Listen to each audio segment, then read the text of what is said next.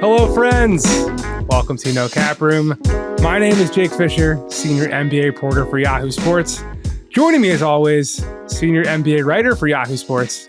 It is my man, your man, everyone's man, Dan Devine. What is up? Jake, the energy is incredible. The vibes are immaculate. All-star starters are about to be announced. The Washington Wizards are making changes. We're all making changes to our lighting systems and our recording setups and whatever that analogy and metaphor means in your life. I hope that it is you're making those changes in a positive way and you're looking all friggin' lit up, listeners. Let's freaking go. I went to a hippie Shabbat thing last weekend where one of the cool takeaways line. was the only Action Bronson lyric.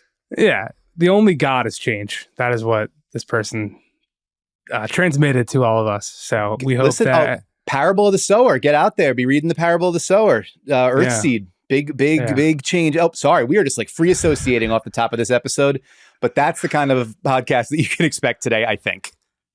Yeah, I mean, I don't know what day it is. I've been on the phone nonstop for every hour possible until it's time to mercifully go to bed. But we've got all-star stuff like Dan said, and we got some trade stuff. Definitely some change in the coaching ranks that we will touch on first here in our opening news items, where the biggest coaching story this week, of course, took place in Milwaukee. We'll get to that in a second. But the Washington Wizards followed suit by parting ways with Wes Unseld Jr., who is now going to be transitioning into a front office advisory position where assistant coach Brian Keefe is expected to fill in as the interim head coach while there's going to be an official search this offseason. So after some early calls and text messages about this to be somewhat informed before we recorded, I will say that this news was definitely a little surprising for folks, being that Washington picked up Wes Unseld's option earlier this year for next season. Mm-hmm. And there's just a lot of history with his family in that franchise where I think no matter what was going to happen with Washington and the coaching position, he was always going to be somewhat taken care of by the franchise just with those connections. And the fact that Wes Unseld Jr. is being just consistently characterized around the league as like a super nice stand-up dude who deserves goodwill treatments and treatings, you know? So goodwill treatments and treatings. That's going to be Vinny's third show. Goodwill treatments and treatings. But the thing that I had a couple of thoughts on this, not like anything wide ranging, but just Wes Unseld Jr., it's whatever, like more than a decade as an assistant, almost, I guess like 15 years as an assistant head coach, first in Washington, then Golden State, Orlando, with the Nuggets as part of their sort of rise before he gets his first head coaching gig. And then, like, as so often happens, we saw it with Steven Silas. We've seen it with so many other coaches over the years. Jacques Vaughn in Orlando, his first time around.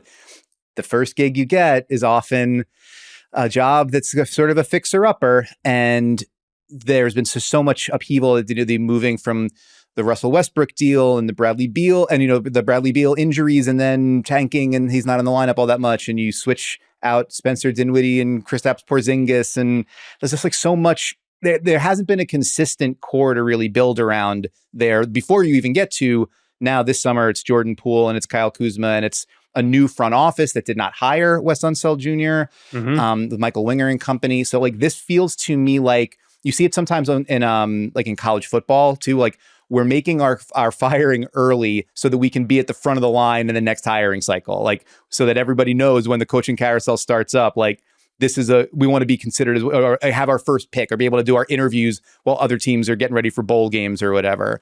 And so I wonder if this is like, while, your point about it's the timing is surprising because like, what would be the point of the Wizards getting a head start now? It's like, maybe it's just get all our ducks in a row, make sure we know exactly who we want to interview, what kind of coach we want, who fits that bill, and then, hit the ground running once the season ends. But unfortunate for Wes Unseld Jr., who did not really get half a chance to do a half decent job, but probably time for a new start in Washington, as pretty much everything is requiring a new start in Washington. Yeah, this is going to be a years-long rebuild. That's what's being evidenced by what the Wizards are telling rival teams during trade deadline conversations, that they're setting these price points for Kyle Kuzma and Tyus Jones and Daniel Gafford and DeLon Wright and down the roster. And like a lot of teams, you know, they'll look at the Hawks asking for 2 picks and something for DeJounte Murray, or the Nets wanting a first round pick for Royce O'Neal and 2s for Dorian Finney-Smith. And teams will say, oh, that team will come down. Like they're asking price of first come February 8th at 2:00 Eastern time. That'll be 2 seconds. The Wizards, I don't think that's the case. They don't have to make any trades. They are bad, and they're going to continue to be bad. And they are looking to recoup as much future draft capital as they can, being that they got some valuable swaps, I think, from Phoenix in that Bradley Beal mega deal. But you don't get back the 4 unprotected picks that the Rockets have from the James Harden trade to Brooklyn, and then the Nets have from trading KD to Phoenix after the James Harden trade to Brooklyn didn't work out. So I think there's like the longest view in the room that Sam Hinkie coined. Like, I think you might even make that even longer in Washington, where Michael Winger and Will Dawkins, his number 2 or number 3, depending on what the hierarchy is there with Travis Schlenk, those guys come from Oklahoma City originally, that coined the longest term, or longest view in the room term before Sam Hinkie even got able to co-opt it. And I think also one thing that I learned, it does seem like Washington had their eye on Mark Daigneault from OKC in the event that his extension stuff never worked out with the Thunder. Now, number 2 or 3, wherever the Thunder stand in the West currently as of recording, and everything seeming to be trending with a direct arrow upward, that's not going to be likely no longer. Yeah. They're not letting him get out of the city limits there. They want to have him around for a good long time. But I think that just is a data point to show what type of person could be the type of what type of coach, and the goal of like being a player development, young, scrappy, upstart team coach guy. That's going to be what I think Washington's looking for. Yeah, maybe like their version of the Jazz going and getting Will Hardy and saying, like, you have a super long runway. Like, let's, you know, you're a young coach with promise, and we see an opportunity to kind of go build from the ground up, like years before Danny Ainge did with Brad Stevens. You know, like, we understand the road ahead of us, and we're going to give somebody that rope. It's just unfortunate that did not happen for Wes Unseld Jr., but so on. So to Milwaukee, where definitely bigger, more consequential news is Adrian Griffin out. Vinny Goodwill, wait, what? Of course. Where have I been? Was that your reaction when the news got levied on Tuesday? I think my reaction was, I got it right. But yeah. Let me check with guards and see if I need to write. No, yeah, I mean, it was, and I feel like the big response that we've seen so much of the last couple of days is like, it is shocking and it is not shocking. And it's like holding those two thoughts together at once. Like, you do not fire somebody who has won like 70% of his games in his first half season as a head coach. And everybody looked at it and was like, that is a paper tiger. Those numbers are inflated. Strength of schedule, the opponents they've played, the bad defense, yada, yada, yada. We've all written some version of that. I wrote about it. You wrote about it. You actually reported and talked to people. I just threw some shit at the wall and saw what stuck. But, Vinny did it. Vinny had talked to Adrian Griffin like 2 nights earlier. So you know, he was first to the hole on that and actually had like Adrian Griffin's response, which was kind of amazing. Or commentary from him rather about the state of affairs. But yeah, I think we all looked at it and said, if this is the best the Bucks are going to be able to do schematically and with that personnel, it's not going to be good enough against this Celtics team, this version of Embiid, the Sixers that are like more versatile and varying in terms of the way that they attack, let alone whoever comes out of the West. So the Bucks saw that too, and they saw it up close and personal a lot, more clearly than we did. And so Adrian Griffin winds up on the outside looking in. Yeah, I think, talking to a ton of people about this over the last 48 hours, one of my first thoughts here, like, yes, the timing was surprising, but all the reasons below the iceberg, tip were not. And starting to wonder, like, man, if hindsight being 2020, I wonder if Milwaukee wishes they just, when Terry Stotts walked in to resign, if they said, actually, hold up, maybe we should be keeping you, and how much different a situation that would have been. Because from my understanding, I know The Athletic reported Doc Rivers first got intertwined with Milwaukee when he just coincidentally happened to be in Las Vegas covering the in-season tournament games for ESPN's broadcast. And I mean, I've definitely heard that that Milwaukee started making outreach to potential candidates such as Doc and Nate McMillan like late November. So even before we went to Vegas. And people were asking their friends in the coaching community, what do you think about that job? Like, well before all of this. So like that makes people wonder, like, was there a direct incident that made this happen now? I think it's just truly, like, as I wrote, I think it's truly the fact that Milwaukee has real championship or bust expectations, in that if they bust, there's no assurances Giannis Antetokounmpo is going to be wanting to stick around, even though he signed a 3-year, $180 million extension. That's just how today's NBA works. And he had already taken to the press and local podcasts and what have you on multiple occasions to indicate that if he felt there were other opportunities elsewhere to better compete for multiple championships, he was going to be very keen on pursuing them. So that's what makes you make a Damian Lillard trade, which again, they did before they hired Adrian Griffin well before that deal became available. And you can say, look, like, oh, Milwaukee probably had the thought they could have gotten Dame. I'm not so certain about that, because Adrian Griffin got hired back. I remember like those conversations were being done in late May during the combine and pre-draft. Like, I don't think Milwaukee, from my understanding, really became a real player for Dame until in the fall, when it started to become clear to Damian Lillard's camp that Portland wasn't trading that dude to Miami. Right. And that's when you started to hear the back channel stuff to Milwaukee and to Brooklyn and trying to look at other possible landing spots. So the job in general to be a first-time head coach trying to keep Giannis Antetokounmpo comfortable and winning was going to be a challenge to begin with. It got even harder when you swapped out the personnel of Damian Lillard or Drew Holiday for Damian Lillard, and the Grayson Allen to Malik Beasley downgrade I wanted to highlight in my story. That's something I heard a lot of people mention too, especially as Grayson Allen's is balling out in Phoenix. Like, he's been arguably their most important player all year, being that he's the one who's played all year. I would argue that the more important Devin Booker is a more important player than. But I hear what you're saying. I get the framing.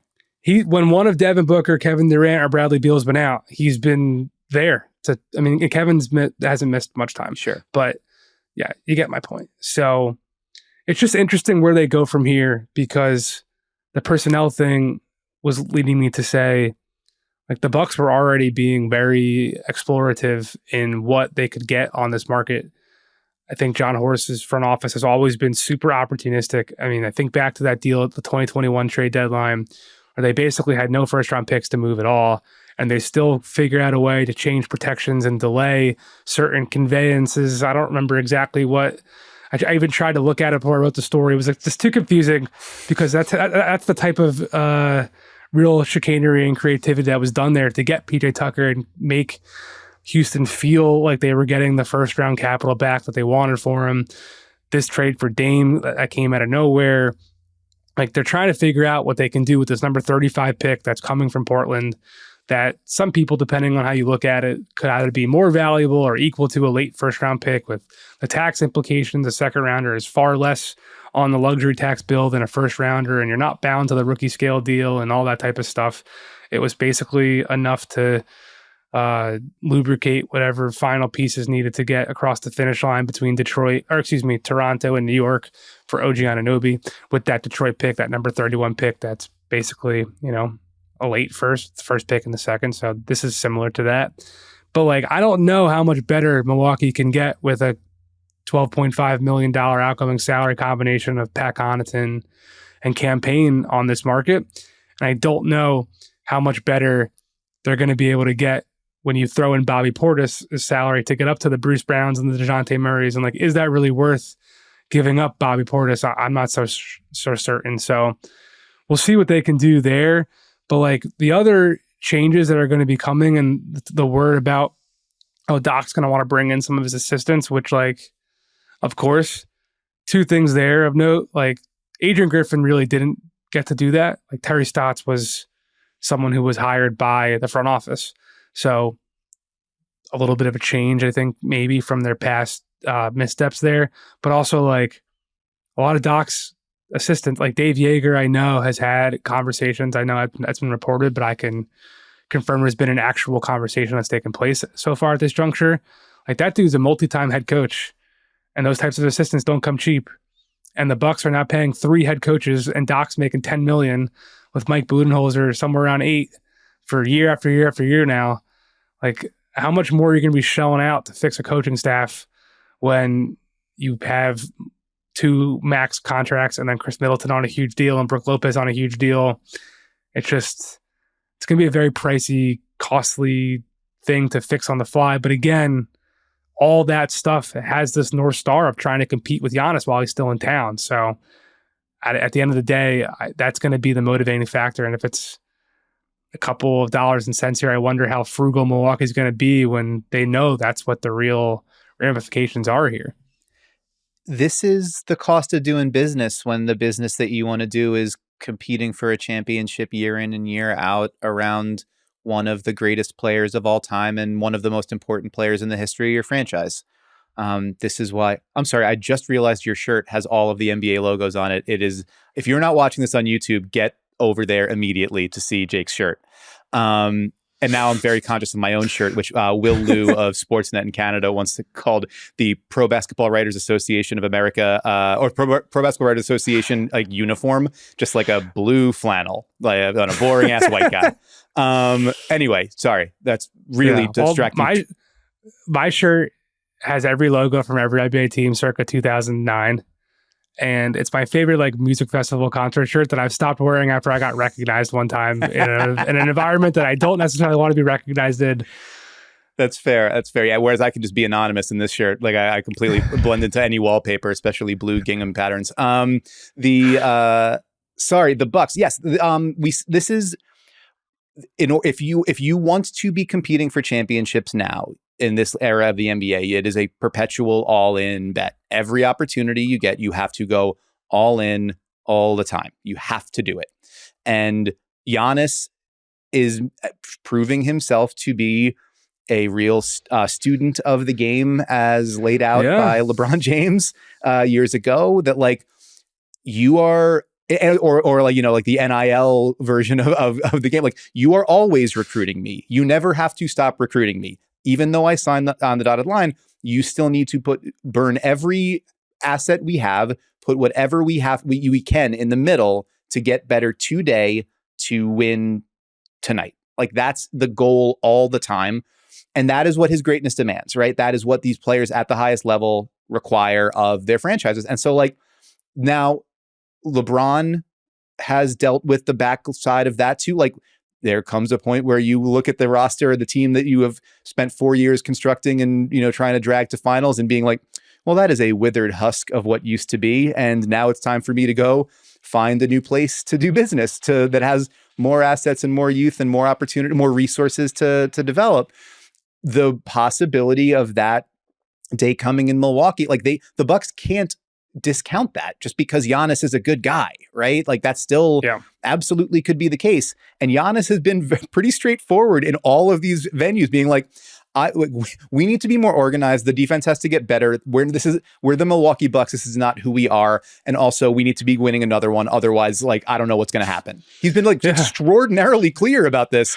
So he has not beaten around the bush one iota. No, he's been, like, telling, like, I can't be yelling this loudly enough.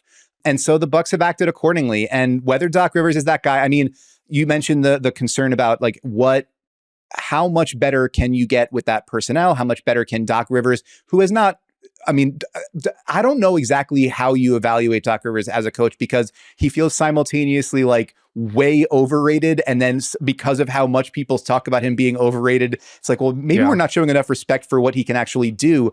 Like, step one is just, like, if you get Giannis to believe in what you are schematically putting out there and asking him to do, That's a giant. That's the main thing you can do. Get buy-in from Giannis immediately, and earn his respect. Demand that, command that. That gets everything else sort of moved in the same direction. Shy of that, if you don't have good defenders, don't ask them to defend 40 feet away from the basket. Play more conservative. Bring back fun. In Vegas, when Doc was getting ready to take over the job that he was advising about, allegedly. It was very stark to me to notice Malik Beasley was the one flanking Tyrese Halliburton from 94 feet away. It's just don't leave your flank wide open if you can avoid it, right? If there's a vulnerable part of you, cover it up as best you can. And so I think the best way the Bucks can do that, Brian Sampson at Bucks Film Room has done some really good, evaluation work on that defensive scheme and what the issues are with it. Play it tight, play it close to the vest, reduce possessions, try to keep, force guys to finish over your length, similar to how things have gone before. You don't have the great point of attack defenders, the guys with the rear view contests, all that kind of stuff, but that's the framework. That's the formula. And the whole goal was we are going to be so good offensively that even if we're average or around there defensively, that's going to make up for it. I would expect Doc Rivers will be a lot more willing to spam the pick and roll between Giannis and Damian Lillard. I would imagine there will be a sort of simplification and streamlining of what they're doing.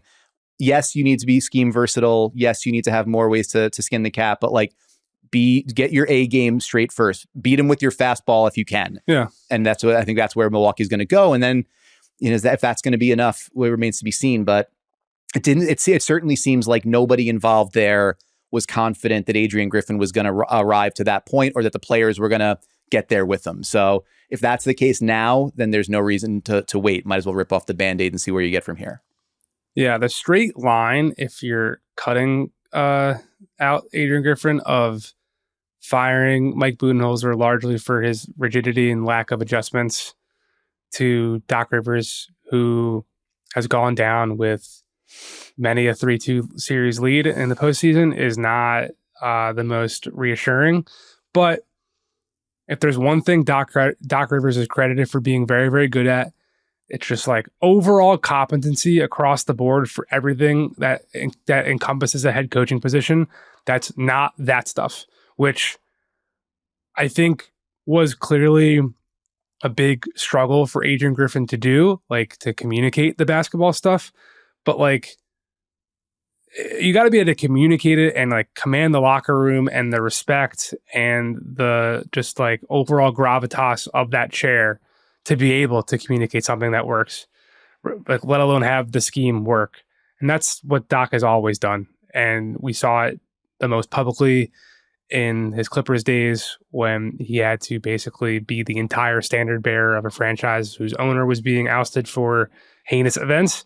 And we saw it time and again in Boston and in Philadelphia. He was at least somewhat of a putting a tie on the collar of that team after Brett Brown couldn't get them into sustainable, we are a postseason team situation. So we'll see how successful he actually is. We'll see what other moves come for Milwaukee. The last other news item, I guess that doesn't really fit in this, but the Team USA player pool got announced on Monday. Maybe it was Tuesday. I don't remember all the days. This week was crazy. It's a 41 player pool that is highlighted by LeBron, Kevin Durant, Steph Curry. There's some young guys, Anthony Edwards, Tyrese Halliburton. Of note, every single player from the Manila World Cup roster was included. Also of note, Draymond Green and John Morant were not.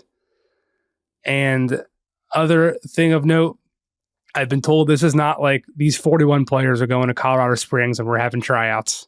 So I don't really know exactly what the process is going to be to whittle it down.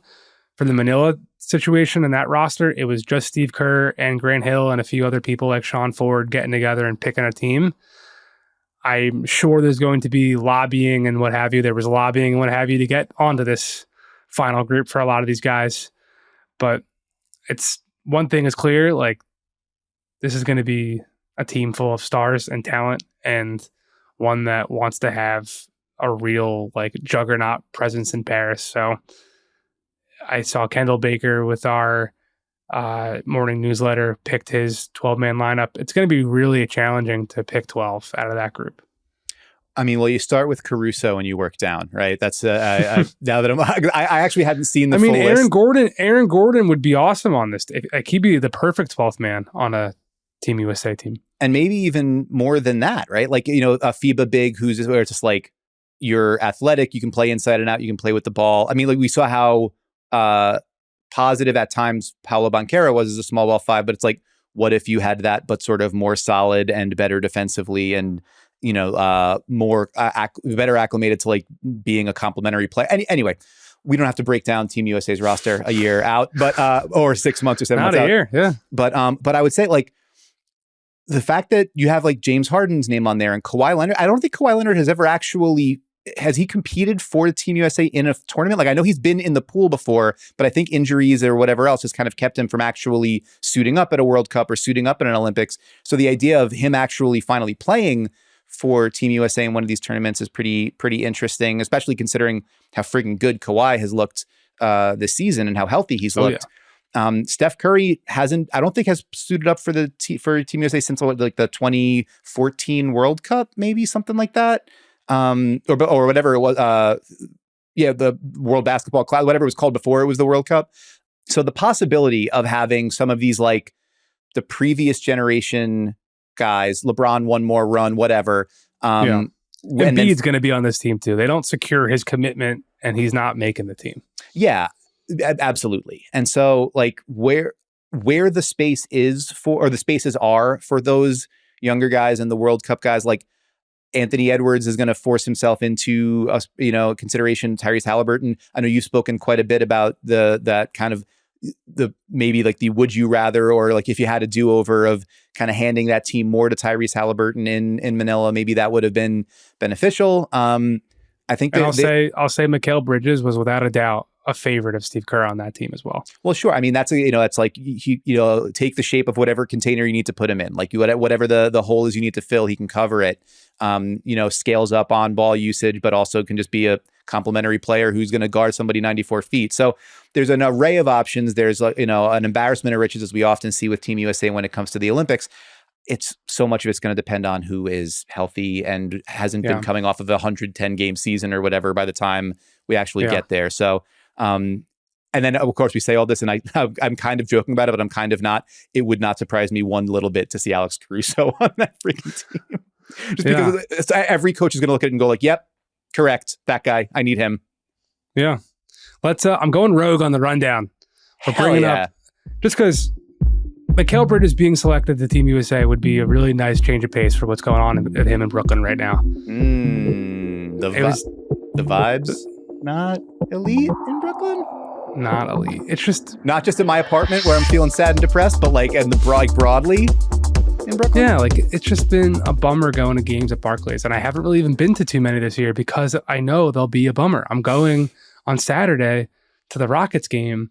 And like, I'm kind of planning on leaving at halftime because it's just sad.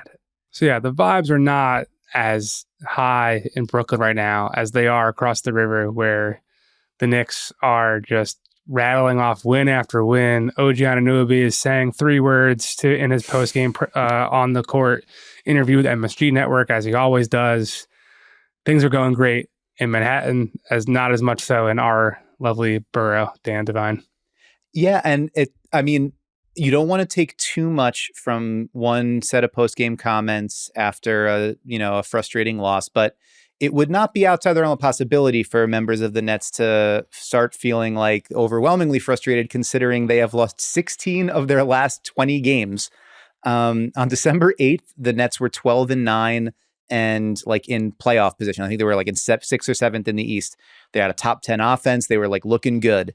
And they have lost 16 of their last 20 games, bottom 10 on both ends of the floor. The only teams that have a worse net rating than them in that time period are like the 5 worst teams in the league, like the tankers looking for number 1, Charlotte, San Antonio, Washington, Detroit, and the 5th one that is escaping my brain right now, Portland.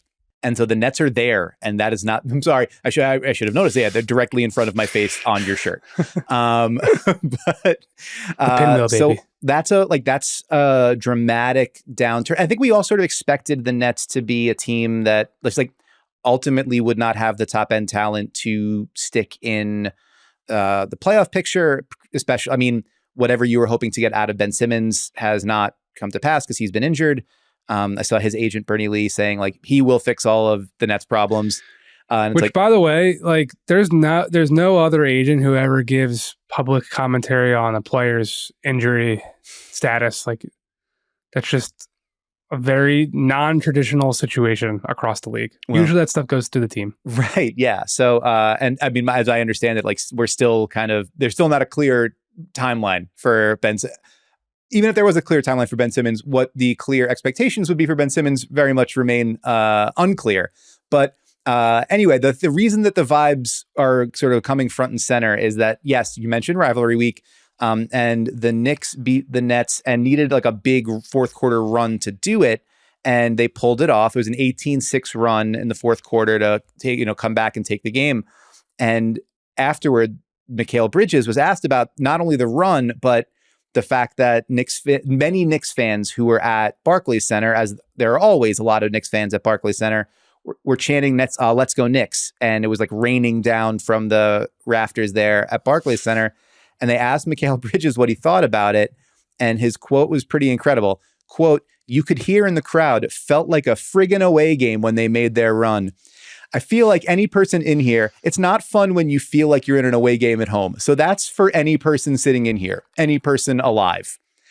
And that is, I mean, yeah, I can imagine that's not very fun. And Josh Hart, member of the New York Knicks, one of the 1,000 or 400 million Villanova players that currently populate the New York Knicks roster, then publicly tweeted at his former teammate and was like, "Yo, let me talk to you for a second." As a, potential, probably just as a bit, potentially as a, hey, maybe see if you can make your way over, come over to death row.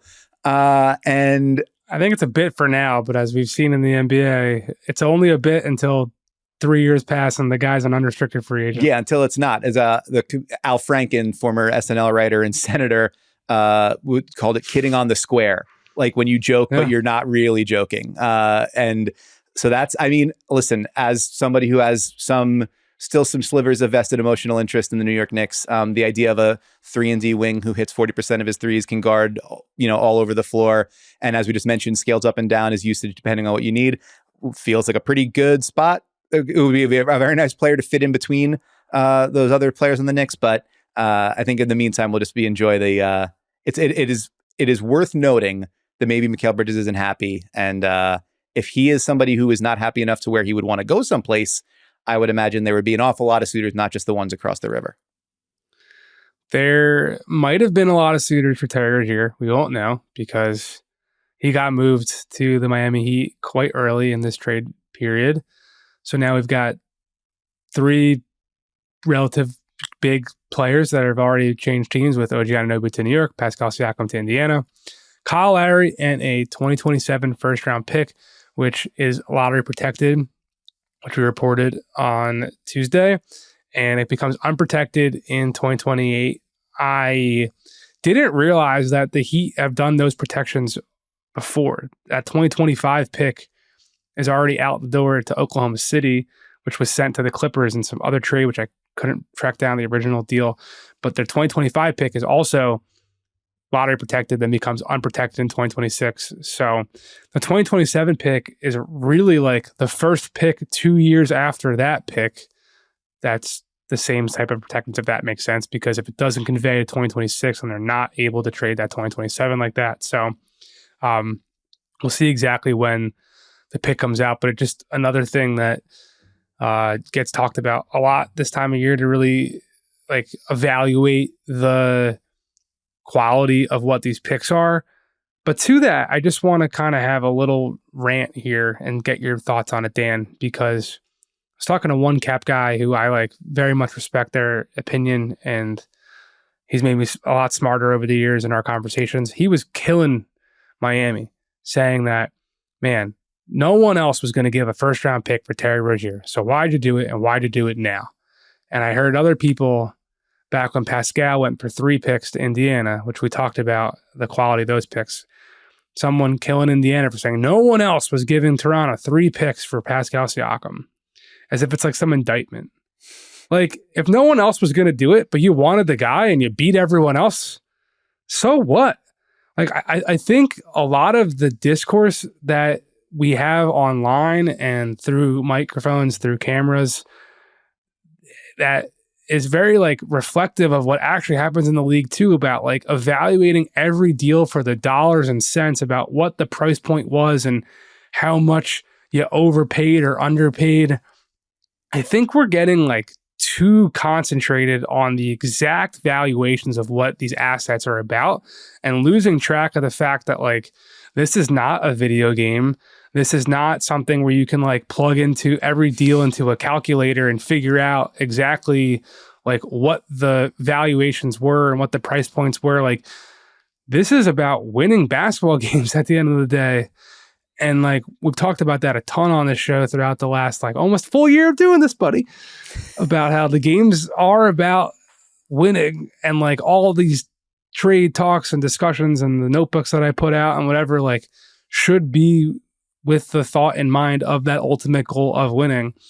And like, I don't know. I think that needs to be, I guess this is a reminder to like think about that context in our instant grades and reactions and whatever.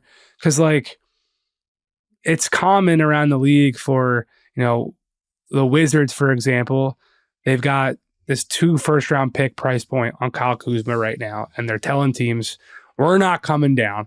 Versus other teams like Brooklyn with our vibe check, like with Royce O'Neal wanting a first-round pick for him. Like, there are teams saying, oh, no one's giving a first. So like, you might as well, like, it is smart business if you can recognize no one's going to give a first-round pick for this guy. So let's only put 2 seconds, unless you want to go get that guy so badly. But like, there's a line there, I think, to straddle of being too cute and too negotiating, where like it's getting in the way of just like actually getting business done and making your team better. Absolutely. And some of this is, and I realize it's somewhat hypocritical for me to say this because I often lean on or use, sort of analytics and the advanced metrics in the way that we evaluate player value and how somebody fits into the context of a roster and, the relative quality of a player's performance versus whatever. Like, I think the goal of like trying to put a number on everything and an absolute value on everything and say, well, what is the opportunity cost of, okay, you got the guy you wanted, but if you paid an extra second round pick too many, then, the opportunity cost of, you could have had that available to use in another deal down the line. Or yes, you sent that pick out, that first rounder out the door, and yes, it's protected for whatever. But like, if you kept that around or you waited 2 weeks, maybe you would have been able to get more for your dollar. Like, I understand front office members needing to focus on that kind of stuff. Like, that is it's a big part of their job. And but I also imagine that not everybody in the front office is focused on that. A lot of people in the front office are probably focused on who is the best player we can get right now, price point be damned, and can we get them today so that we can have more runway to get this guy into our team, figure out how we play with him, give the coach an opportunity to figure out what he does well and what he doesn't, how we can maneuver around that on defense, how we can maximize him on offense, whatever. Like, there is a strain of like, well, why did they do that deal now? It's like, because they want to get the friggin' guy. They think that guy's good and they have a need. Like the Heat, for example. I know that I believe they lost last night. Terry Rozier's first game. Terry did not have a big game in that first game for the Heat, but this was a bottom 10 offense that was having a real problem with shot creation, that needed more players who could do something with the ball off the bounce. Like, maybe you get that guy at a slightly reduced price point if you wait 2 weeks, but also maybe if you wait 2 weeks, you're under 500 in the East with all your guys injured and or in and out of the lineup, and how little sort of flow this Heat season has had, because the Heat are perpetually down a guy or 2 guys and just trying to, Eric Spoelstra is the chopped chef in the kitchen trying to mix and match whatever ingredients are in the basket that day. So Rozier's another ingredient and somebody that provides something specific that they need. And so, yeah, like I think you're absolutely right. I think looking at it and saying, is this the best possible value we can get? I understand that way of thinking about things, but from a team perspective, it's so much more. I think it's worth viewing it more from the perspective of, are we doing everything we can to win? And like, it's refreshing to see the Pacers go and say, like, we're going to go all out for Pascal Siakam because we are invested in winning. A franchise like the Heat, perpetually invested in doing just about whatever they can to win. Like, it's not everybody's frame of reference, but it's also, like, I think much more. There are many more teams that are in that frame of mind now than there were maybe a decade ago. Some of that is probably advent of the play-in tournament. Some of that is advent of flattened lottery odds, whatever the case may be. But it's maybe why we're seeing earlier movement. It's why James Harden gets traded. Instead of Ben Simmons, it took till the trade deadline. James Harden is immediately, and it's because those teams had a vested interest in trying to be as good as they could as soon as they could to give themselves the opportunity to figure out what they needed and how to work best together. And then both those teams are playing like gangbusters since it. So I don't know. That it's an array of thoughts there, but I think you're absolutely right. Just because it makes you sound like the smartest guy in the room to say, yeah, but was that the proper value, doesn't necessarily mean that it's the right way to think about things. But even like to talk to the people who are making these deals, like Terry Rozier going for a first is certainly going to be a precedent setter for what the point guard market is going to be. Right. It's a benchmark in relation to DeJounte Murray stuff. It's a benchmark. Like, Bruce Brown's not a capital PG point guard, but like, he defends that position. He is a secondary ball handler. Like, in theory, if you're looking for point guard help, like, he was on the list, for my understanding, in Miami of potential guys to go help their creation ball handling void. Yeah, he was essentially the backup point guard in Denver last year. Like, I mean, they gave him that opportunity. Now, there was they staggered him in lineups, but yeah, he was like a backup point guard last year. They gave him the keys and said, do it. So yeah, he can play that role. So I will not fault Toronto for saying we need a first for Bruce Brown. I will not fault Portland for saying we need a first for Malcolm Brogdon. I will not fault Atlanta for still saying we need 2 firsts for DeJounte Murray, because I think he is a class above those types of guys in terms of age, contract, two-way ability, what have you. That being said, like, if a team is out there and is a Malcolm Brogdon or a Bruce Brown or Tyus Jones away from really changing themselves, and they're just not going to do it because they don't think they're worth a first, and no one else is giving a first, to me, I think that could be faulty logic and reasoning when you're presenting yourself from getting better because no one else is willing to be as bold as you are. So that's the rant. I am curious how Terry Rozier's deal will trickle down for the rest of the point guard market. Kyle Lowry, definitely someone the Hornets are trying to trade. And there are definitely teams that I think will sniff around there. We'll talk about that. We'll write about that more in my article tomorrow that is slated to come out at Yahoo Sports. But I think for now, we've done plenty of trade stuff. We've been talking for a while. I want to give an opportunity for Dan to flex about the intense amount of work he put into and all the thought and all the words he poured out for his all-star selections that are being, the starters are being announced tonight on TNT. I don't know if our show will be out before that, but if you're consuming all-star and NBA content Thursday evening, we'll be right there with you. So Dan, give the people what they want. Who are your all-stars for this 2023-2024 season? Who should be going to Indianapolis? Everybody but me. I'm staying. I'm not traveling. Or I got the kids on school break. That's why I'm not going. But I'm not going either. There's a couple concerts I'm going to if you wanna come through. That's good. I appreciate you letting me know. I think some of them were pretty easy picks. Like, you didn't have to do too much explaining for why Nikola Jokic was or Joel Embiid were starting. I think the East front court was, pretty much everybody put it in Sharpie the second the ballot came out, and it was like, well, that's going to be Embiid and Giannis and Jason Tatum. They're like done and dusted, nice and easy. Two of the reigning MVP and front runner right now, guy who's on top 4, top 5 in everybody's ballot, and then Tatum is the best player on the best team. Nice and easy. Halliburton was a pretty easy pick for my first backcourt spot there. I mean, I'm curious because I think last year he had an injury that kept him out of the game too, right? Or maybe I'm misremembering. I know he got hurt around January last year, but I forget if he was actually in the game.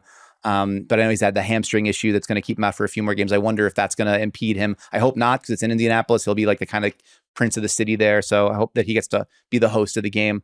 But MVP level, like maybe best offensive player in the league level this year.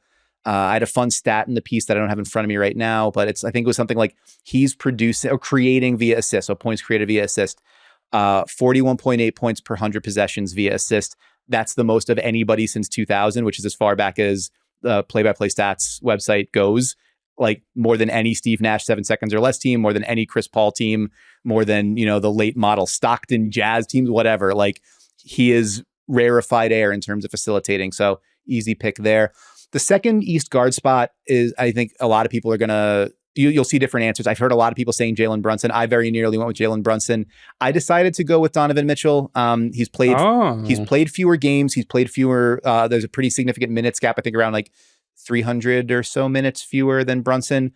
To me, the aspect of Mitchell kind of just elevating or keeping that team not only afloat, but like in home court advantage spot in the East when you've lost Darius Garland, when you've lost Evan Mobley for the better part of a month, due in large part to like that offense stays afloat because of him. He's averaging like 28 points and 7 assists per game since those guys went down. I think they score like 17 fewer points per 100 with him off the court since those guys went down. Other guys are shooting the lights out. Jared Allen's beasting, but a lot of that is just because of how much attention Mitchell, requires and the way he's able to sling the ball around the court and set those guys up for easy buckets. So I went with Mitchell. I would not be surprised at all if it is Brunson. I would not be surprised if it's Dame or Trae Young. Like those guys they're going to get a lot of support from a lot of precincts. And probably, all of them are and richly deserved. Like there's a lot of really good guards. Tyrese Maxey also, I forgot to mention his name. If I was picking reserves, he'd be on there too. But you're spoiled for choice for the last starting guard there. Does that strike you as? You sort of like odd to Mitchell. Did that surprise you? Did that strike you as odd? I just thought you were going to go Brunson. Yeah. Well, I'm a homer, so there is that. We're perpetually trying to beat the allegations and make sure that you're not, just being railed upon. Also, every Knicks fan online thinks I hate the Knicks and have thought that I hate the Knicks for 15 years. So that's fine. What was really funny was when I was reporting on James Harden wanting out of Brooklyn to go to Philly, there were people online who were Brooklyn fans who were saying, he's from Philly, he's doing Daryl Morey's work. And then there are people from Philly who were like, he lives in Brooklyn, he's doing Sean Marks' bidding. I mean, and of course the answer is you're always doing everybody's bidding as a good reporter does. So that was my 5 in the East. If we want to talk about reserves, we can. The West starters, again, there are some pretty easy ones. Jokic, I don't think I have to convince you too much. Shai Gilgeous-Alexander and Luka Doncic as the starting backcourt. I probably don't have to convince you too much of that. Although if I do, let me know. The forward spots I think are pretty interesting, and you're probably going to get a lot of combinations. My guess is that it's on most ballots, it's going to come down to 4 guys: Anthony Davis, LeBron James, Kawhi Leonard, and Kevin Durant. That's my guess. It's probably going to wind up being LeBron and KD just based on vote count, like fan vote. It accounts for half of the total there, and wouldn't surprise me at all if those guys. They are also certainly richly deserving players in media and player ballots as well. I went with Kawhi and AD. I think that the thing that has kept the Lakers afloat is the defense for the most part, because their offense has been terrible, and Anthony Davis has been the centerpiece of that. The numbers are a little noisy. They say that the Lakers give up more points per possession with AD on the floor. A lot of that is about opponent 3-point shooting. I think opponents are shooting like 40% from 3 with AD on the floor. That is something that a defense doesn't really have a whole lot of control over. And Anthony Davis has been like a monster rim protector and event creator, something like 6.5 combined blocks, steals, and deflections per game. If you look at, and also you filter out like some of the bad defenders, you look at his minutes where he's not playing with Austin Reeves, and the Lakers have the best defense in the NBA. So AD, I think, and also like 25 points on like 56% shooting or something like that. Like a monster in the post, a monster in the paint.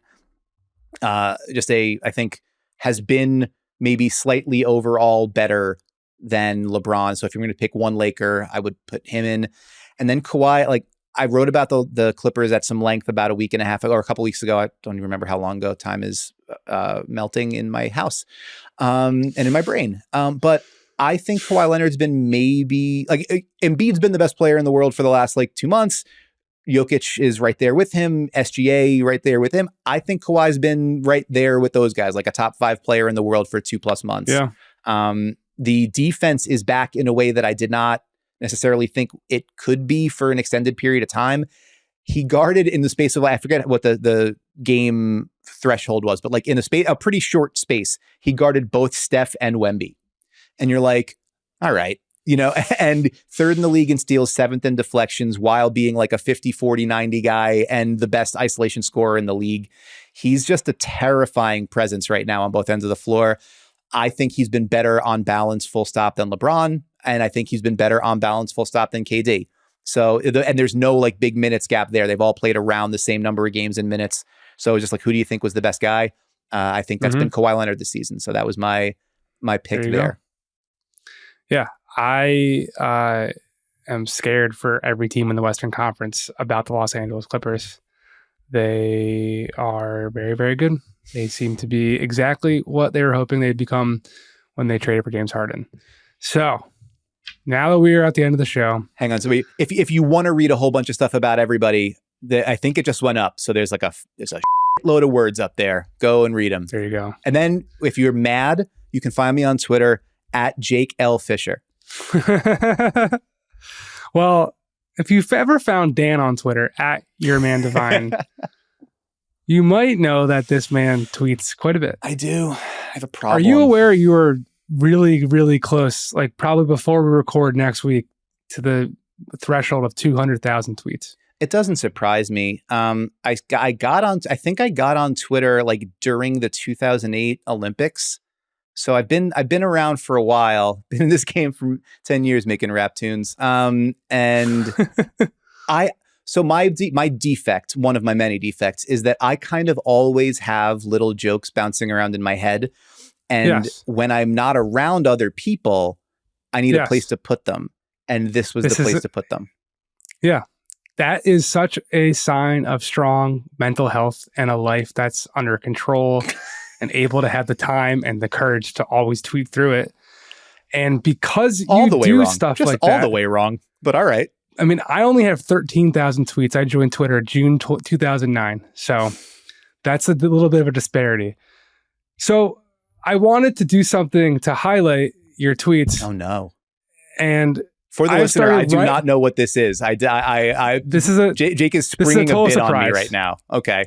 So, for example, Dan tweeted, I guess this was yesterday, at 6:27 in the morning, he tweeted, "Some days you wake up and remember that time you walked into a high school classroom, looked at the chalkboard and asked if that was Latin, struggling to pronounce the phrase, delicatati balance, only for your friend to say, it's a delicate balance, Dan." Yeah. To which I will give you a story to make you feel better about yourself. In college, Dave Portnoy, before Barstool blew up, came to speak to one of my sports media classes. And me, being a critical thinker, I looked at Barstool. I saw no ads on the page. I raised my hand and said, "Hey, Dave, how do you turn a profit if you don't have any ads on your site?" And he goes, "Why don't you turn off your ad blocker, dummy?" And that's what happened. But Dan tweets all these beautiful thoughts that are rattling in his brain, as he said. I have started writing some down on my phone. Oh, no. Not for the world, but these are Dan tweets that I thought in my head. Are you ready for them, Dan? Hang on. I want to make sure I understand the conceit. So this is like, you think this sounds like me. I caught myself having a thought to myself, and I said, if I was Dan Devine, I would have tweeted this out. Oh, okay. All right. Okay, sure. Let's go for it. The first one. A muffin is a muffin, no matter how small. No, that's not me. It's not you. I mean, okay. It's inarguably true. It's about how you bake it, but like, no, that's not me. Come on. Where's the delicate balance? Autocorrect is a hell of a drug. I mean, it's true, but you're basically just ripping off Chappelle. I think that, think about how many times you've seen something like my Adelicate Balance tweet and like in the world, as opposed to getting there. I'm building up, coming from the beautiful mind. So, all right, let's keep them coming. Tired. Yesterday's price is not today's price. Wired. Yesterday's falafel is not today's falafel. Okay. All right. Not bad. There you go. Because the falafel just doesn't keep the same crispiness. It's not true. as solid. God, it's so true. All right, this one's a little bit of a reach. It's icy in these streets. When it snows in Brooklyn, you can't walk to the bodega for a pack of cigarettes without risking breaking an ankle like you're guarding goddamn Allen Iverson. I don't think that's a reach. I think that's me. I think that if any insurance companies are listening, I haven't walked to the bodega for a pack of cigarettes in a while. So let me get that sweet, good rate. But no, I think that's right. Like breaking your ankle like you're guarding goddamn Allen Iverson. That's very much in my voice. I think you're exactly right there. We were building up to this. What you thought was a reach is much more in line with where I'm coming from, I think. There you go. Okay, this is probably the best one. Maybe I shouldn't have said that, but here we go. God bless the guy in my pickup run who said he has over a dozen throwback jerseys that he wears every Tuesday, but also how his collection is much smaller than it was in college because his roommate took a bunch of them because he knew how fire his collection was. Well, I mean, from a journalistic perspective, I respect the integrity of it. I feel like I probably would have fabulized that one a little bit. I probably would have been like the roommate took half of them, and then I would have come up with some kind of fantastical conceit for why the roommate took half of them. But yeah, I mean, listen, you're just trying to document your experience and also saying like, God bless that guy. Like that's God bless that guy. That's I was trying to have more sirs, my man, good gentlemans, but that's what I came up with. Okay, those are the five that I came up with. If anybody's out there trying to write a Dan Devine tweet, you don't got to get my good man and my good sir in there. I'm not like a Victorian, not like Oliver Twist's mean guy, whoever that guy was. I don't remember. Maybe I didn't read Oliver Twist.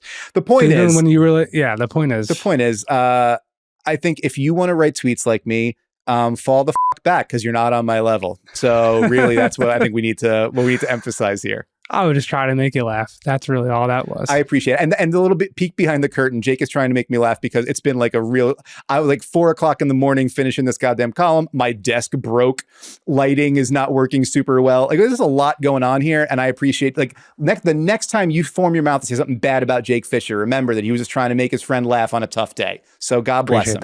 God bless the man who puts half of his throwbacks away because his roommate, whatever. There you go. Yeah, I didn't land that one because there was typos that I didn't fix, but probably because of the cigarettes you got at the bodega. Is that why those typos were in there? I didn't buy cigarettes at the bodega. I was going to the bodega and I thought, oh, what would Dan say? And he would say that. That's exactly right. I mean, listen, that was easily the best one. That was easily the best one. Yeah, I felt good about that. I felt really good about the throwback jersey one, but I didn't stick the landing. That's all right. Listen, that's all right. You miss 100% of the shots you don't take. But that Iverson one I feel like was strong. That was a very strong entry. I'm a little bit concerned that like you've got my voice and like a real like North Star for that. Oh, for sure. Well, I've said it too. Like there have been times where after I listen to Vinny's solo show, I feel like I think in Vinny's cadence, and I listen to Divine Intervention every week, hoping to one day get the invite. For sure, we're going to make that happen. We're definitely going to make that happen. Like not right now, but like we're super going to make that happen for sure. So I'm just, as I'm walking the streets, traveling this life, texting, calling, I'm just thinking of my colleagues. So for all of us here at Ball Don't Lie, thank you for listening to No Cap Room. Thanks to super producer John Gennaro, who does all the things to make this show look and sound great. Subscribe to Ball Don't Lie on YouTube or whatever podcast platform you're currently listening on and leave us a 5-star review. That would be great. We thank you for listening and we'd appreciate it if you came back again next week for another episode of No Cap Room.